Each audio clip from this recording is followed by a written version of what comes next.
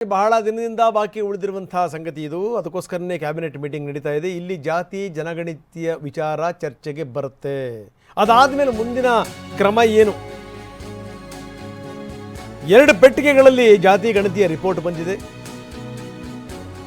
ಇನ್ನು ವಿಧಾನಸೌಧದ ಸಚಿವ ಸಂಪುಟ ಸಭಾಂಗಣದಲ್ಲಿ ಸಭೆ ನಡೀತಾ ಇದೆ. ವರದಿ ಮಂಡನೆಗೆ ಕ್ಷಣಗಣನೆ ಆರಂಭ ಆಗಿದೆ. CM ಇದ್ದಾರೆ, DCM ಇದ್ದಾರೆ, ಹೋಮ್ ಮಿನಿಸ್ಟರ್ ಇದ್ದಾರೆ. 2 ಬಾಕ್ಸ್ಗಳಲ್ಲಿ ಬಂದಿವೆ ಪ್ರತಿಗಳು.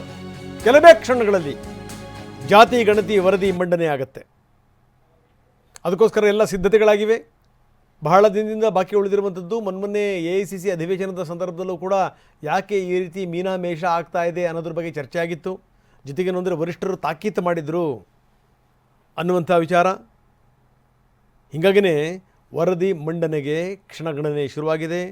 ಸಂಪುಟ ಸಭೆಯಲ್ಲಿ ಈ ವಿಚಾರಕ್ಕೆ ಸಂಬಂಧಪಟ್ಟಂಗೆ ಕಂಗ್ರ್ಯಾಚುಲೇಷನ್ಸ್. ಯಾರು ಹುಡುಗ? ಮದುವೆ ಅಲ್ಲ, ಬಿಸ್ನೆಸ್ ಸ್ಟಾರ್ಟ್ ಮಾಡ್ತಾ ಇದ್ದೀನಿ. ಹೌದಾ? ಹೇಗೆ?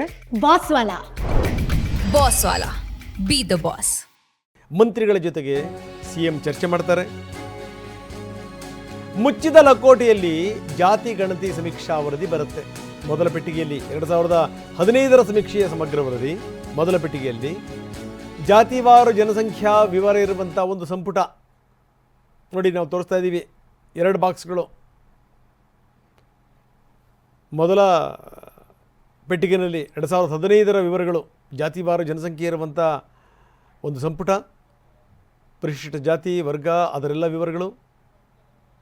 ಮುಚ್ಚಿದ ಲಕೋಟೆಯಲ್ಲಿ ಜಾತಿ ಗಣತಿ ಸಮೀಕ್ಷಾ ವರದಿ ಬಂದಿದೆ. ವರದಿ ಮಂಡನೆಗೆ ಕ್ಷಣಗಣನೆ ಆರಂಭ ಆಗಿದೆ. ಸಚಿವ ಸಂಪುಟ ಸಭೆಯಲ್ಲಿ ಸಚಿವರೊಂದಿಗೆ CM ಚರ್ಚೆ ಮಾಡ್ತಾ ಇದ್ದಾರೆ.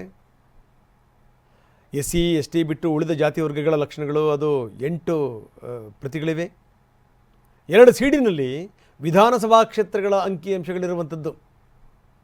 SC ST ಸಾಮಾಜಿಕ, ಶೈಕ್ಷಣಿಕ, ಆರ್ಥಿಕ ಸ್ಥಿತಿಗತಿಗಳೇನೇನು ಅನ್ನುವಂಥದ್ದು. ಜಾತಿ ಗಣತಿ ಸಮೀಕ್ಷಾ ವರದಿಗೆ ಇವರು ಕೊಟ್ಟಂಥ ಹೆಸರು ಸಾಮಾಜಿಕ, ಶೈಕ್ಷಣಿಕ ಮತ್ತು ಆರ್ಥಿಕ ಸಮೀಕ್ಷೆ ಅನ್ನುವಂಥದ್ದು.